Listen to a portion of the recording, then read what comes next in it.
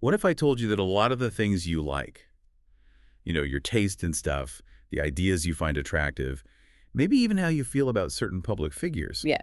what if they aren't entirely your unique thoughts? Hmm.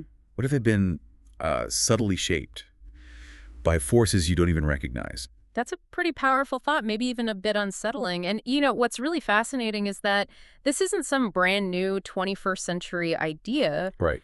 It's actually the core question in the material we're diving into today. How are societies organized? How is public opinion actually formed and, well, steered? Exactly. We're doing a deep dive into this really foundational and honestly pretty eye-opening book from way back in 1928. It's just called Propaganda.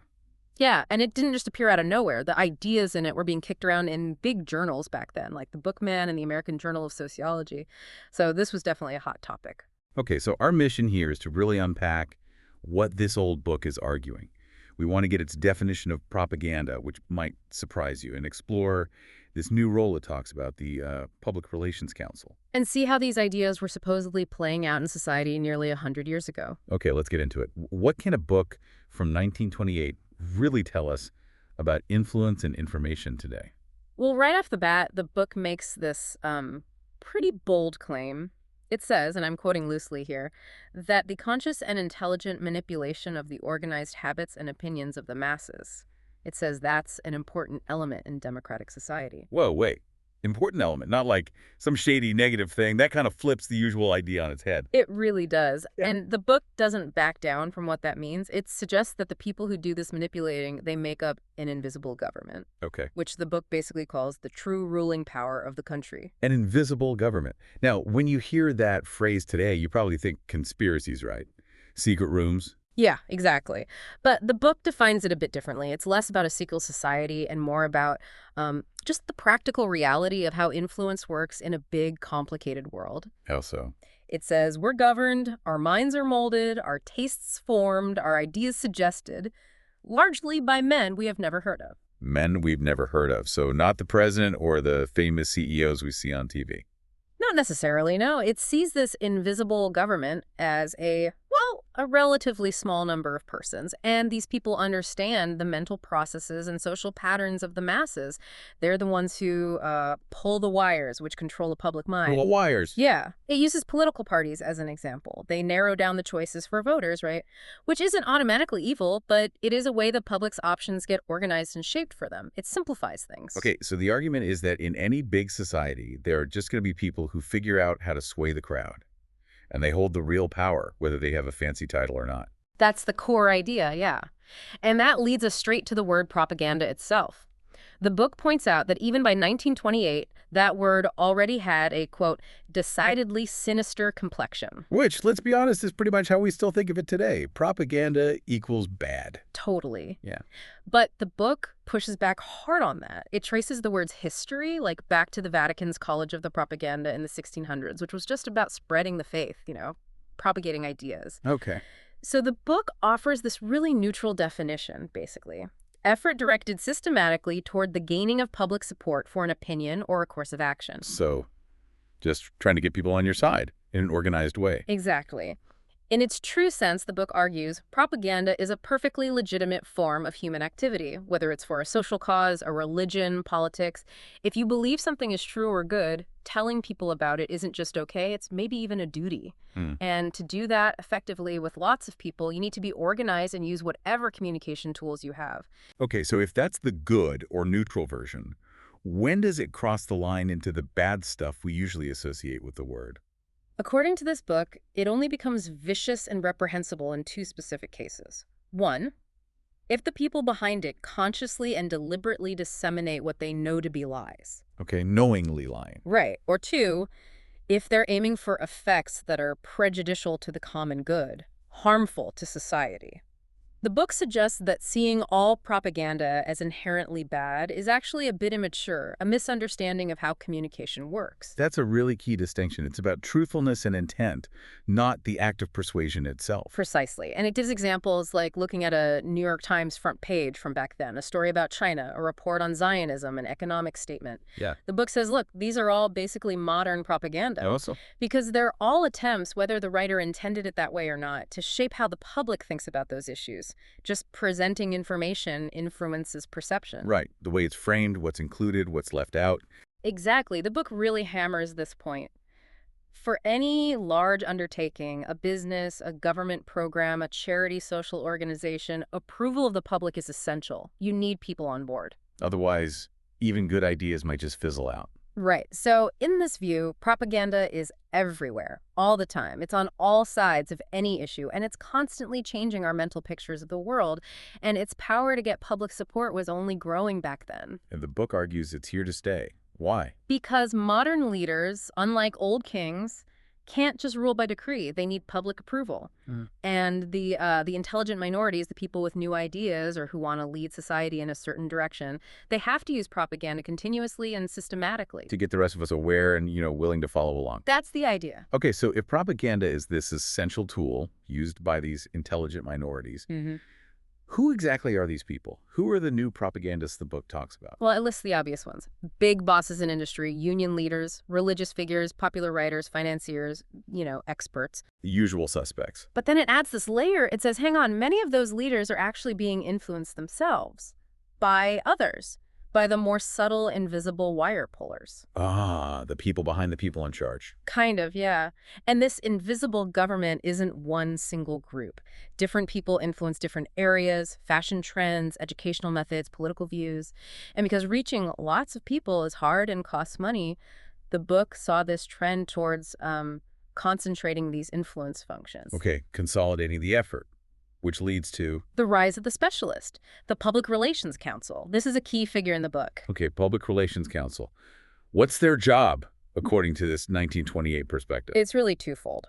First, they interpret their client, the company, the cause, whatever, to the public, make it understandable, appealing. Okay, the messaging part. But second, and this is crucial, they interpret the public back to the client. They're supposed to understand what people are thinking, what they want, what they fear. So they're analysts of public mood, just as much as they are messengers, like reading the room for their client. Absolutely. The book argues this profession basically popped up because modern life got so complex. Governments, industries, social movements, they all realized they couldn't succeed without public buy-in. Public opinion became this unacknowledged partner in everything big. And the PR council is the person who bridges that gap, using the media, advising the client. That's right. Their main job is really advisory. They look at the public, they look at the client's problems, and they figure out how to make the client's actions or policies acceptable, even desirable to the public. So strategy first. Yes, and that means studying all the different groups out there, social groups, economic groups, age groups, cultural groups, and figuring out who the leaders are within those groups, the influencers. Wow, it sounds like a mix of sociology, psychology, and, well, marketing strategy. The book frames it as a pragmatic field, but one with ideals. The ideal, it says, is to create understanding. Help the producer, say, understand what the public actually wants, and help the public understand what the producer is trying to achieve. Okay. The goal is supposedly to cut down on wasted effort and conflict that comes from, companies making stuff nobody wants, or the public misunderstanding what's being offered. So acting as a bridge, smoothing things over between different groups. Exactly. Between educators and students, government and citizens, even different countries. And while we might just think propagandist, the book emphasizes that the real work starts with analysis, understanding the public and the client before crafting any message.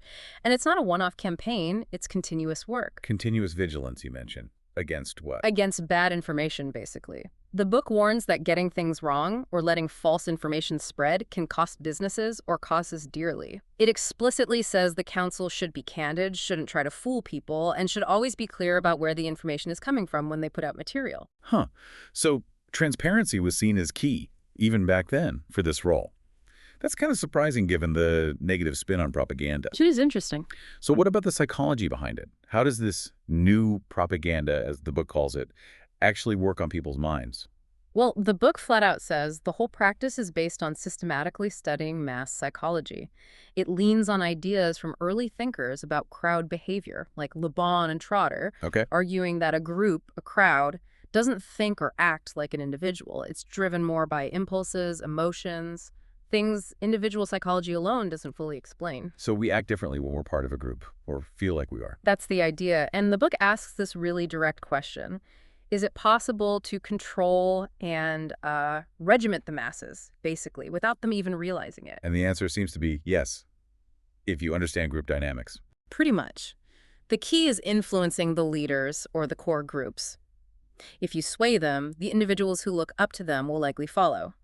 The book argues we're naturally herd animals, influenced by the group even when we think we're making purely rational individual choices. So my brilliant stock pick might not be so brilliant or individual after all. Huh. Well, the book suggests that kind of judgment is often just a melange of impressions stamped on his mind by outside influences.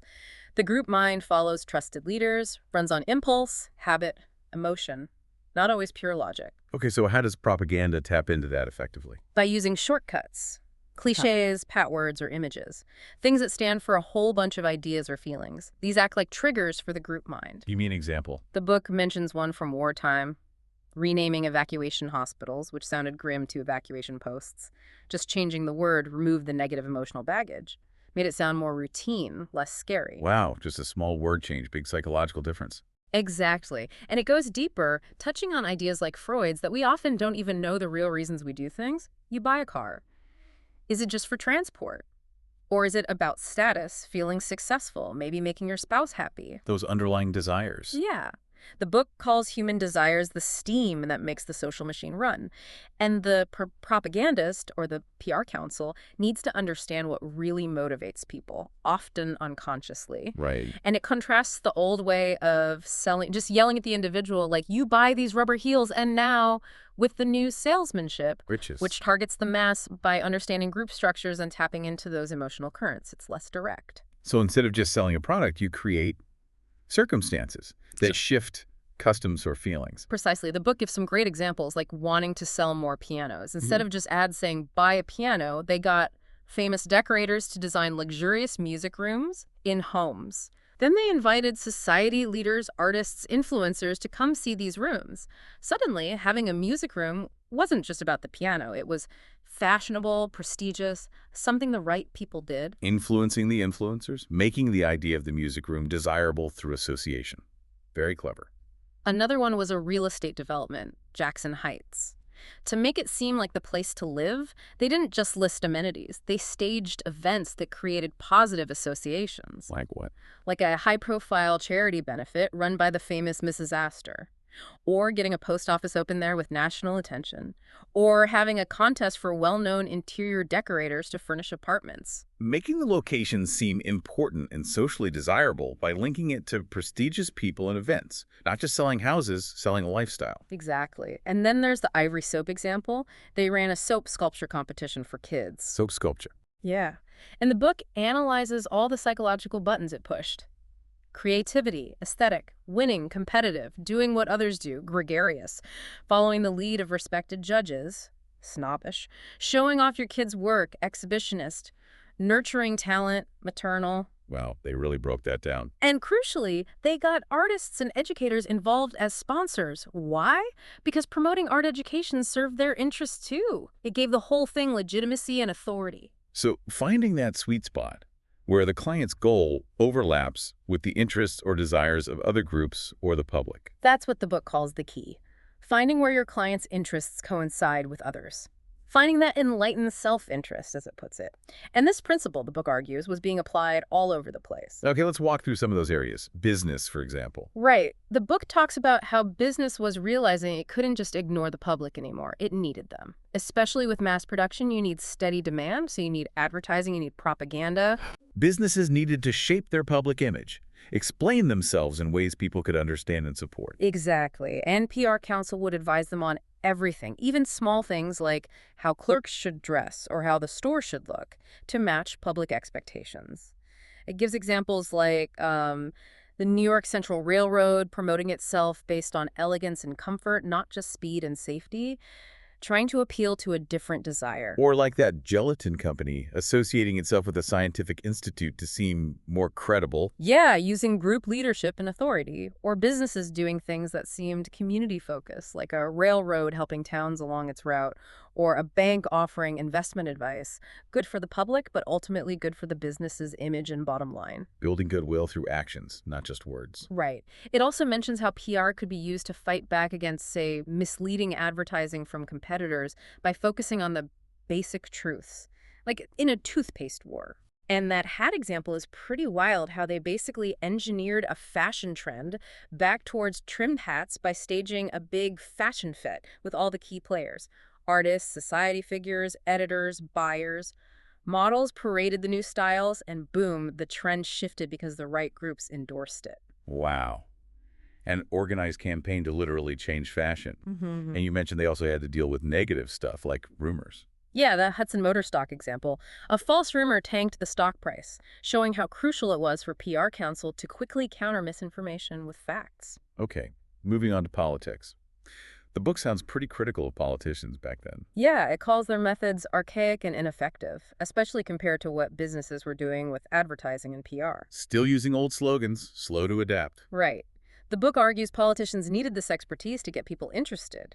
It suggests political campaigns should be planned and budgeted just like a business marketing campaign. Thinking strategically about different media, newspapers, posters, speeches, events. Exactly, and focusing not just on the leader's personality, which was common then, but really hammering home the program, the actual policies, while still understanding how to appeal emotionally to different voter groups based on economics, religion, social status, whatever. So tailoring the political message like you'd tailor a product message. Pretty much. The ideal leader, the book says, should be a creator of circumstances. Someone who doesn't just give speeches about, say, low tariffs, but maybe stages an exhibition showing the benefits of low tariffs, making the point dramatic and obvious. Showing, not just telling. That's a very different approach. It is, and it even talks about thinking globally. Cites the leader of Czechoslovakia, Masaryk, who apparently changed the date they celebrated independence to one that would get better press coverage internationally. Seriously, that's pure PR strategy on a world stage. Yeah, and it mentions the trial balloon technique, linking an idea anonymously to see how the public reacts before you commit to it. Politicians still do that, right? Oh, absolutely. The book even goes so far as to propose a new cabinet position, a Secretary of Public Relations, a trained expert to explain America to the world and keep citizens informed. Wow. That really shows how central the book saw this function for modern government. It really doubles down on that, talking about an ideal of leadership democracy guided by an intelligent minority using enlightened expert propaganda. That phrase, enlightened expert propaganda, definitely makes you think. Okay, how about women's activities? It sounds like the book saw women's groups as pretty savvy users of these techniques. Yeah, definitely. Having won the vote, women quickly organized and used propaganda. The book calls it their weapon to influence laws at every level. Groups like the League of Women Voters, the Women's Christian Temperance Union. They were effective because they learned these techniques and used influential women within their networks to push their agendas. And it wasn't just politics. They used the same methods for social causes, setting up cooking schools, pushing for milk in schools, organizing cultural programs. Becoming this powerful, organized voice in public opinion. Exactly. Now, education. The book argues education itself needed propaganda Wait, education needed propaganda. How? to get public interest and, crucially, funding. People supported schools, sure, but the book felt the public didn't always grasp the real value of education, its role as a major social force. And educators themselves weren't necessarily good at selling it. Right. It says educators weren't trained to be educators at large of the public. It even suggests teacher colleges should teach education as a propagandist. Plus, sometimes educators were seen as too academic, too removed from everyday concerns. So university presidents basically had to become fundraisers and promoters, dramatizers, the book says. Exactly, especially state universities relying on legislatures or private colleges needing big donations from business leaders whose goals might not always align perfectly with pure academic pursuits. It mentions the National Education Association using propaganda and argues propaganda could even help protect academic freedom by making attempts to interfere politically a public issue. The main point was that universities needed to communicate what they were doing in ways the public could understand and find exciting. Like turning a complex scientific discovery like deciphering the Maya calendar into a compelling news story. Yes. Stop being aloof ivory towers. Engage with the community. It mentions examples like Columbia University's Casa Italiana reaching out to the Italian-American community. Even highly specialized research, the book argues, needs to be presented dramatically sometimes, or the public just won't care or support it. Find the human angle, the exciting part. Right. And it notes universities lending experts to government and industry, which naturally connects academic work to the wider world. But it adds that important caveat again. Propaganda in education can be misused, just like anywhere else. Overhyping things, creating false value, no guarantees against abuse. That warning keeps coming back. Okay, social service. How does propaganda fit there? Well, social work relies heavily on donations and public support, so the book says it has to use propaganda. Social progress is often about challenging old traditions or inertia, and propaganda is the tool to win people over to new ideals. Framing it as a tool for positive change, for progress. Yeah, the book actually frames the ability for anyone to try and sway public opinion as a core part of democracy. It gives a really detailed example. The NAACP's campaign against lynching. What did it do? They were strategic. They dramatized the issue at their annual convention, and they deliberately held it in Atlanta in the South to give their message more impact. They reached out to get support from all sorts of group leaders, even trying to get sympathetic statements from Southern leaders.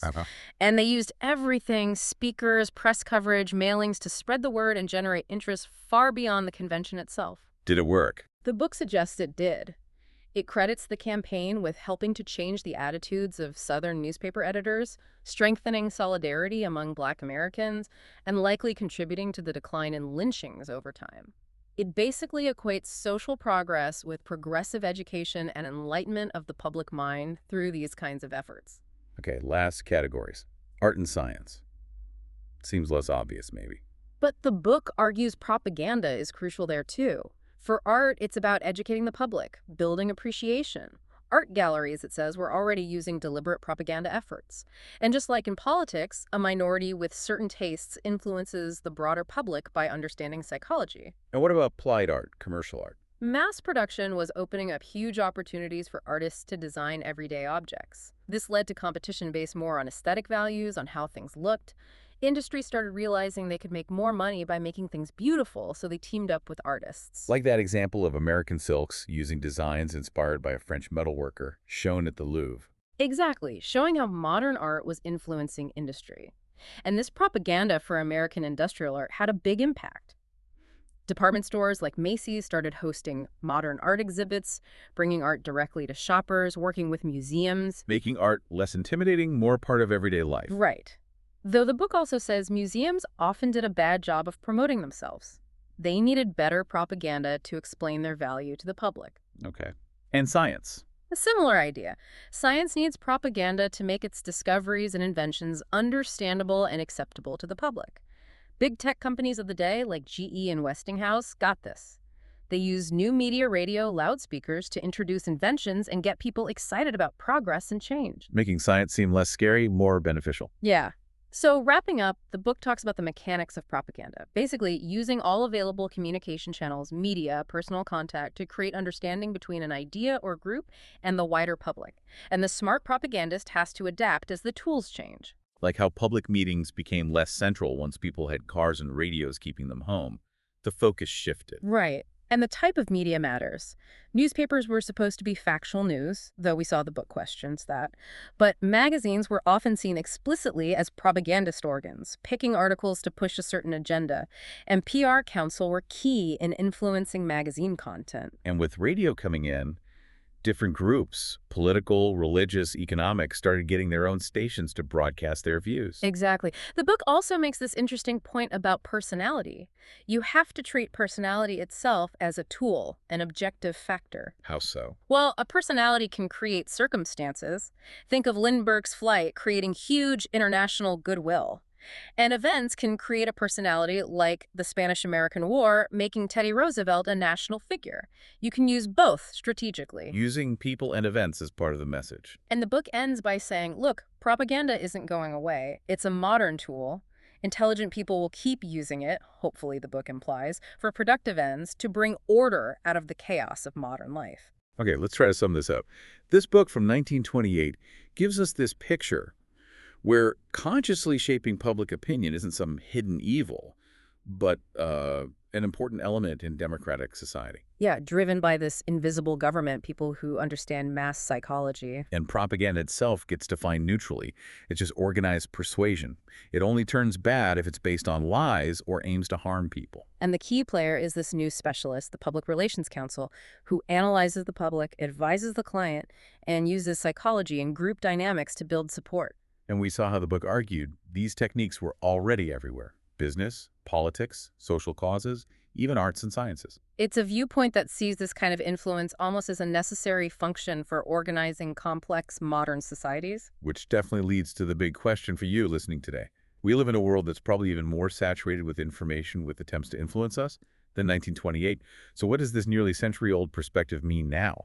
It really makes you wonder, doesn't it? Given how fundamental the book saw these methods back then, how aware are we today of the constant efforts shaping our habits, our opinions? How much has the game changed, and how much is it fundamentally the same, just with, new technology? Yeah.